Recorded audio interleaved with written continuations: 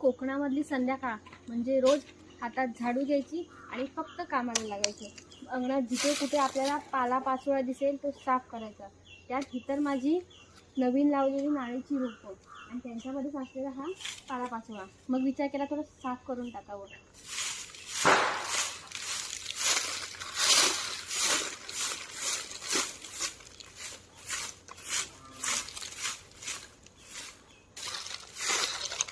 आणि हा जो पडलेला पाळा आहे जो आता मी गोळा करते, हा एकत्र पडलेला पाळा एकत्र गोळा करून संध्याकाळी तो पाळा आम्ही पेटवणार।